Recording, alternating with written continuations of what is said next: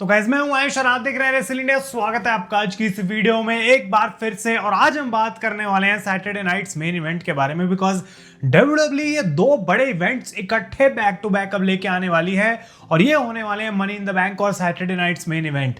और जबकि अभी तक जितने भी एसएनएमई के इवेंट हमने देखे हैं उसके अंदर हम एक्सपेक्टेशन हमेशा रखते हैं कुछ खास होगा, कुछ बड़ा होगा, कुछ अनबिलीवेबल हो जाएगा, लेकिन वैसी वाइब कभी शो से उतनी आती नहीं है। लास्ट टाइम केविन ओवेंस और कोडी रोड्स के मैच के बीच में जो हमने देखा था काफी अच्छा था वो स्टोरी लाइन, लेकिन इवेंचुअली काम नहीं कर पाई बिकॉज रेसलमेनिया में जो भी चीजें हुई, केविन ओवेंस की इंजरी हुई। लेकिन इस बार का जो एसएनएमई का शो है वो काफी ज्यादा मजबूत लग रहा है, स्ट्रॉन्ग लग रहा है in terms of the match card भी और साथ के साथ जो स्टोरी लाइंस भी इन मैचेस के साथ डब्ल्यूडब्ल्यू ने बनाई है। तो इन सारे मैचेस की प्रेडिक्शंस करेंगे और मुझे पता है मे भी थोड़ा अर्ली होगा ये प्रेडिक्शंस लाना, लेकिन कुछ ही टाइम में मनी इन द बैंक भी है, उसके बारे में भी बात करेंगे हम डेफिनेटली आने वाली कुछ वीडियोस के अंदर। लेकिन पहला मैच जिसके बारे में बात करना चाहता हूं वो काफी ज्यादा इंटरेस्टिंग बना दिया डब्ल्यूडब्ल्यू ने, and that is for the world heavyweight championship Jey Uso versus Logan Paul. अब काफी सारे लोग बोलेंगे इस बात को कि यार लोगन पॉल को डब्ल्यूडब्ल्यू इतने मौके क्यों देती है, लेकिन उसका सिर्फ एक ही आंसर है और वो ये है कि Logan Paul actually deserves it. Logan Paul वो बंदा है जिसने डब्ल्यूडब्ल्यू को इतने बढ़िया मोमेंट्स दिए हैं पिछले कुछ टाइम के अंदर कि डेफिनेटली एक वर्ल्ड चैंपियनशिप स्पॉट वो बंदा डिजर्व करता है। कहीं ना कहीं डब्ल्यूडब्ल्यू को भी ये बात पता है और लोगन पॉल को भी ये बात पता है कि वो चैंपियनशिप बिल्कुल भी नहीं जीतने वाले हैं, स्पेशली इस केस में जे ऊसो के साथ। लेकिन डब्ल्यूडब्ल्यू ने इस पूरी चीज को इंटरेस्टिंग इसलिए बना दिया है बिकॉज गुंथर को और साथ के साथ सेथ रॉलिंस को इस पूरी पिक्चर के अंदर घुसा दिया गया है।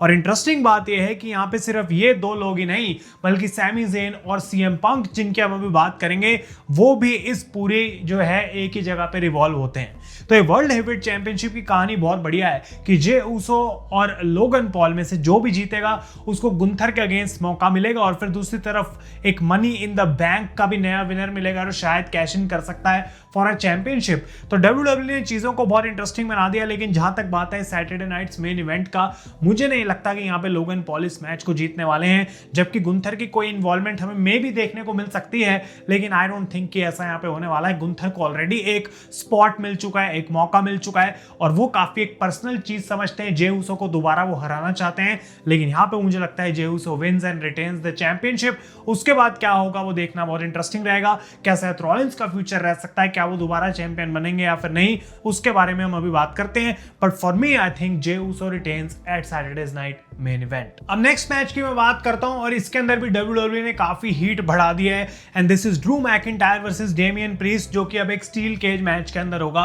रेसलमेनिया में स्ट्रीट फाइट हुई थी इन दोनों के बीच में, वहां हमने देखा कि किस तरीके से जो ड्रू मैकिंटायर है वो जीते थे, लेकिन डेमियन प्रीस्ट और ड्रू के बीच में जब बैकलैश के अंदर मैच हुआ वो एक नो कॉन्टेस्ट के अंदर खत्म हुआ और अब फाइनली डेमियन प्रीस्ट चाहते हैं, इतना ज्यादा वायलेंट करना चाहते हैं वो मामला ड्रू मैकिंटायर के साथ कि उनके दांत तोड़ दें। और दूसरी तरफ ड्रू मैकिंटायर का कहना है कि एक ही बंदा चल के उस केज से बाहर निकलेगा और दूसरा स्ट्रेचर पे जाएगा, इतनी वायलेंस हमें देखने को मिलेगी। तो बड़े प्रोमिसेस करे गए हैं इस फ्यूड को, जितना ज्यादा स्ट्रेच होना चाहिए तो उससे कई ज्यादा आगे स्ट्रेच कर दिया गया है, लेकिन मजा उसके अंदर बिल्कुल भी तब भी कम नहीं हो रहा है। और Drew McIntyre versus Damien priest का मैच बहुत इंटरेस्टिंग होगा। अब जीतेगा कौन, ये बहुत बड़ा क्वेश्चन मार्क है यहाँ पे, बिकॉज दोनों को जैसा कि मैं कहता हूं ट्रिपल एच एक काफी इक्वल वे में समझते हैं, लेकिन Drew McIntyre definitely deserves to be in that big spot एक बार फिर से कि एक वर्ल्ड चैंपियनशिप के लिए वो कंपीट करें, उनको लेवल थोड़ा और ऊपर लेकर जाना जरूरी है और उस वजह से मुझे लगता है कि ड्रू मैकिंटायर यहाँ पे इस मैच को जीतेंगे। अब यहाँ पे कोई नई एंट्री देखने को मिले, कोई रिटर्न या डेब्यू देखने को मिल सकता है। आप लोग इस मैच की एंडिंग के बारे में कमेंट जरूर छोड़ के जाना नीचे कि किस तरीके से आपको लगता है कि यहाँ ड्रू मैकिंटायर की विक्ट्री हो सकती है, या फिर आप डिसएग्री करेंगे और बोलेंगे कि Damien priest should actually win this match.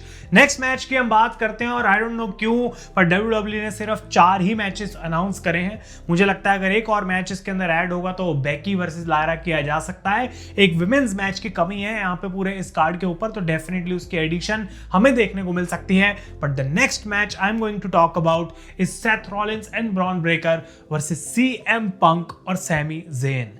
Sami Zayn ने सीएम पंक को एक क्लियरली बात बोल दी कि भाई अभी तो हमको टीम बनानी पड़ेगी, तब ये सेथ और ब्रॉन का जब किस्सा निपटेगा उसके बाद हम अपने तरीके से यहाँ पे चीजें कर पाएंगे।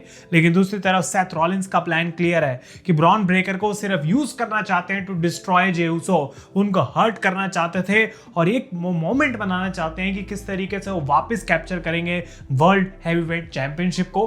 और कहीं ना कहीं ऐसा लगता है कि ब्रॉन ब्रेकर उस चीज के लिए मान चुके हैं सेथ रॉलिंस के लिए, लेकिन कहीं ना कहीं ब्रॉन ब्रेकर को ये भी पता है कि भाई एक बार मौका मुझे मिल जाए, सेथ रॉलिंस को मैं चैंपियनशिप तक पहुंचा दूं तो सबसे पहला बंदा उस पर टर्न करके उससे चैंपियनशिप छीन सकता है वो मैं ही हूं। और वही रूट बनेगा ब्रॉन ब्रेकर के उस बड़े बेबी फेस टर्न का, जिसकी हमने बात भी करी थी सेथ रॉलिंस के कैरेक्टर आर्क वाली वीडियो में। अगर आपने वो नहीं चेकआउट करी है डेफिनेटली उसको जाके देखें। लेकिन ये मैच अपने आप में बहुत इंटरेस्टिंग बन जाता है, स्पेशली जो सीएम पंक की पॉप थी मंडे नाइट रॉ पे, उसके बाद तो है मुझे ऐसा लगता है कि सीएम पंक की स्टोरी में और भी ज्यादा क्रूशियल हो जाते हैं, बिकॉज सीएम पंक इतने टाइम से हाईलाइट में रहे नहीं है। रोमन रेंस गायब हो गए हैं जबकि सीएम पंक बैटल कर रहे हैं इस फाइट को। मुझे नहीं लगता कि यहाँ पे सीएम पंक और सैमी ज़ेन इस मैच को जीतेंगे। ये पहली बार ऐसा हो रहा है कि सेथ रॉलिंस और ब्रॉन ब्रेकर एक यूनिट की तरह परफॉर्म करेंगे, एक मैच लड़ेंगे, और अगर ये यूनिट अपना पहला ही मैच हार जाएगा तो सेंस नहीं बनेगी। मुझे ऐसा लगता है कि रोमन रेंस का इंतजार हो रहा है कि सैमी ज़ेन, सीएम पंक और रोमन रेंस को भी यहाँ पे ऐड करा जाए, और दूसरी तरफ ब्रॉन ब्रेकर, सेथ रॉलिंस और मे भी एक और बंदा ऐड होगा और फिर से ये टैग टीम मैच हमें देखने को मिले। लेकिन जहां तक बात है सैटरडे नाइट्स मेन इवेंट की, मुझे लगता है कि सैमी ज़ेन यहाँ पे पिन होंगे और हील टीम को विक्ट्री मिलने वाली है ताकि इनको और भी ज्यादा आगे बढ़ाया जाए और बनाया जाए। तो बहुत ज्यादा इंटरेस्टिंग रहेगा देखना कि क्या डब्ल्यूडब्ल्यू यहाँ पे शुरू में ही आते सेथ रॉलिंस और ब्रॉन ब्रेकर को एक लॉस देगी। मुझे ऐसा लगता नहीं है। लेकिन जो फाइनल मैच है, जो कि I don't think main event है, क्योंकि मेन इवेंट जे उसो वर्सेस लोगन पॉल है, आई थिंक ऑलरेडी अनाउंस कर दिया गया है। This is John Cena versus R Truth. I don't think यहाँ पे कोई चैंपियनशिप ऑन द लाइन है। आर ट्रुथ अभी भी जॉन सीना के पूरे सपोर्ट में, उनको लगता है कि जॉन सीना के अंदर का वो जो रियल जॉन सीना है वो आर ट्रुथ ही बाहर निकाल सकता है, लेकिन वो डिल्यूजनल है, उनका दिमाग फिर गया है, बिकॉज जॉन सीना का ऐसा कोई भी इरादा नहीं है। John Cena is going to set an example, और आई थिंक ये बहुत ही क्विक मैच होने वाला है जहां पे जॉन सीना आएंगे और बेसिकली डिस्ट्रॉय कर देंगे, खत्म कर देंगे आर ट्रुथ को। आई डोंट नो कि क्या जॉन सीना और रैंडी ऑर्टन की जो फ्यूड है वो आगे कंटिन्यू होगी towards another match, maybe at SummerSlam. लेकिन आप लोग अपने ओपिनियन जरूर उसके बारे में बताएं कि रैंडी ऑर्टन का यहां से किस तरीके से अब रह सकता है पूरा इन्वॉल्वमेंट। क्या कोडी रोड्स इस सिचुएशन में वापस आएंगे जब वो अपना रिटर्न करेंगे?